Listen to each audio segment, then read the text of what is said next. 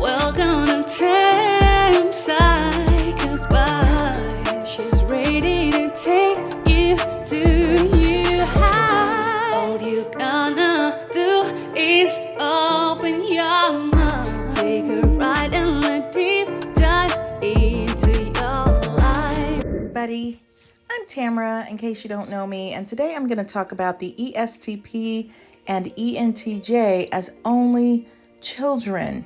Now, there's some controversy, I guess, with birth order. You know, there are some people who say that it's not exacting, but there are rules that come into play. Like, for example, if you have a sibling 4 years after you, it's thought to start it all over again. In other words, you might have a firstborn child, and then 4 years later, you have another firstborn acting child. So there are some rules that come into play that can kind of change some of the rules and the patterns, and things happen. So, but I still find it to be quite accurate more often than not. So anyway, it's just to say that we look at Myers-Briggs types, and sometimes you might look at a person and wonder, why aren't they fitting their Myers-Briggs type exactly as I picture it?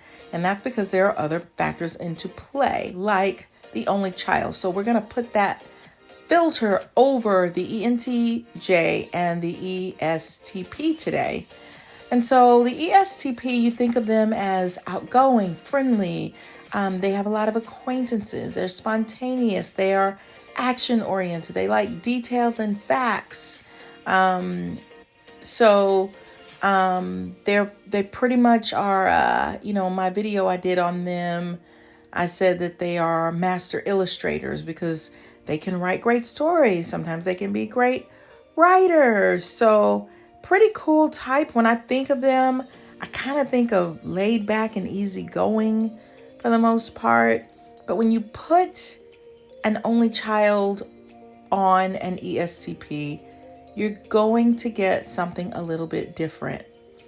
You're going to get, and it's the same thing with an ENTJ, you're going to get someone who's more rigid. When you say only child, think of super. Okay, so firstborns. A lot of people will say, oh, well, I have it the worst if I'm the middle child and the youngest child has it the worst. It's the most difficult. And that's just, in my opinion, not true. I think the firstborn child has it the hardest because they can always do more than the younger siblings. And so they're going to be held more accountable, held to stricter rules, asked to do a lot more.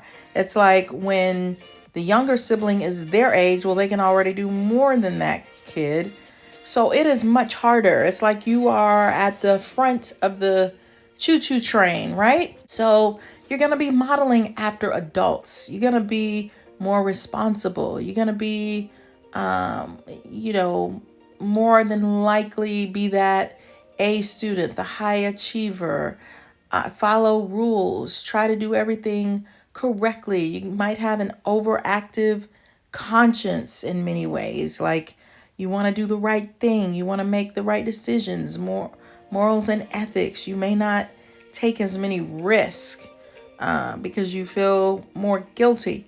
Now, super that. So that's your only child. Put a super on that. So a lot of times you're going to have only children who may end up being perfectionistic. Not always. They may not always be Enneagram 1, but they might have a higher chance of being. I bet you if you did a study, you would find that you would have a lot of only children who are the perfectionists on the Enneagram. Why? Because they are only modeling after adults and they don't have any siblings coming after them to play with or to argue with or to, share with. So it's just a completely different dynamic. So even though we think of ESTPs as being very laid back and go with the flow and all of that stuff, they are going to be really rigid, more rigid if they're only children, with what do the rules say? But what do the rules say? Even if they have a cool personality and they're have a lot of personality and they're entertaining and interesting and likable and all of that, if you watch them closely, they're not going to just be, they're probably going to be harder workers, more perfectionistic, more, hey, I want to achieve more. I want to get more things right. What are the morals and values? So let's say you're talking about wearing masks in the pandemic. I would say, like, more than likely, they're going to wear their masks. Like the only child ESTP, they're going to wear their mask. They're going to stick with that rule. They're going to follow CDC guidelines. What do those guidelines say? Okay, well, that's what I'm going to follow as close to the T as I can. And even if they feel peer pressured, they're still going to stick with that. Like, no, this is what I believe. They may even argue with people who want to slide to the left or to the right when it comes to certain rules. Now, that doesn't mean that they're always correct in their thinking. You may disagree with their thinking. They may say, you're only allowed to wear green on Wednesdays, and that's what I believe. I'm just silly example, right? But if that's what they believe, then that's what they're gonna stick with that, no matter how much you tell them, hey, but you know what? But I want to wear blue on that day. If the rule says to wear green, they're going to want to stick with that. And they're going to be pretty forceful in their belief. Same thing with the ENTJ. You're probably, because I kind of think of ENTJs as kind of colorful. I don't know. They're kind of, to me, they have big personalities. They can have many layers. It just depends, probably on their Enneagram type. But I kind of think of them as multi-layered and interesting and not necessarily hot-tempered, but they could have a hot temper because they want to get things done. They're bosses. They are leaders. They may be kind of fast-paced when it comes to certain things. They may lack some patience, but they can be very headstrong, very dominant. So, but I think of them as also like they can be funny too. They can have a funny side. They can laugh a lot. They can be silly too. And, but when you put only child on them, I think here we go with the Enneagram 1 thing again, perfectionistic. You put perfectionistic on any type, and it's going to, I don't want to say bland it out, because they can also make some things far more interesting because of their perfectionism. So you may get some new insight that you would never get, or you might get a greater, better product because they're adhering to rules, guidelines. They have their way of doing things that are going to be pretty straight and aligned, but they're not going to waver as much on, because I think intuition, it lends itself to possibilities, seeing things from different angles. And they may still do that too, but they're going to be a little bit less likely to do that, I think, than the norm. I think they're going to be pretty straightforward, straight in a row. 1, 2, 3, 4, 5. They may feel a little bit more sensor-like, even though they're the ENTJ. So they don't become the ESTJ, but they still feel very more sensor-like in their approach to things. So they're gonna be more rigid. They're not gonna sin as much. They will be able to hold back their impulses a lot better than, and that goes for ESTP and ENTJs. they're going to be able to adhere to certain standards easier because they've got that strong super ego over them that's controlling what they do. You got two guys that are these types and they're married, and you talk about the topic of cheating. More than likely they're not going to cheat. They will, it's not that they're not going to be tempted, but they're going to probably figure out a formula and a strategy to keep from cheating because it is the wrong thing to do.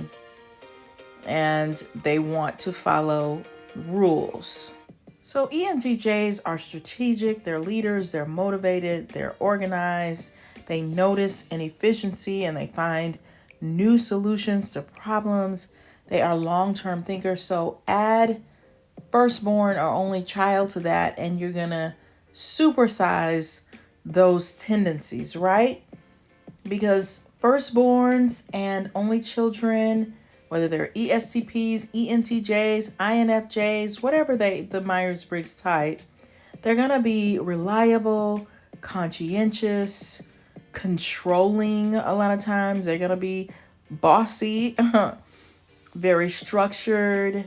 They're gonna be cautious, so they're not gonna take as much risk. Even if they are in the SP family, they're gonna hesitate a little bit when it comes to what's the right thing to do here. You know, they are conscientious. They want to excel at everything that they do. And studies have also shown that only children and firstborns outperform their younger siblings on cognitive tests, even when they're babies. So it seems that they are, their birth order sets them up for academic and intellectual success more than middle or last born. And like I said, sometimes the rules change. Sometimes the way that you're parented can change things. Let's say let's say you have a teenage mom and you're the firstborn, and maybe she doesn't know, she's parenting from an immature perspective, or she's trying to do her own thing. And so maybe that child turns out, even though they're the firstborn, not to be the highest achiever. And then their the second-born child is the overachiever. It's like they can switch roles. It's like they can kind of be opposites of each other. So if one is super, the next one won't be, or vice versa. So let's say the firstborn gets into a lot of trouble because of the way that they were parented. That secondborn might come in and act more like the oldest child, more responsible, more take charge. So it's really interesting. So next time you meet someone of a Myers-Briggs type and they seem to not quite fit it, ask yourself, what's the birth order? Because that can make a big difference. I made a video on birth order. You should check it out. I think it's in the unique personalities section. I also wrote a book called The Workplace Narcissist. It's on Amazon. If you would like to check it out, it can really help you when you're dealing with difficult people that you don't understand. They could be narcissistic. It may not even have anything to do with Myers-Briggs. So check that out. Remember to like this video, subscribe, and I'll see you guys on the next video. Thanks for watching. Bye. Personality disorder, stay away from them narcs. Watch your personality, target, you know who you are. Welcome to Tam Psych Advice.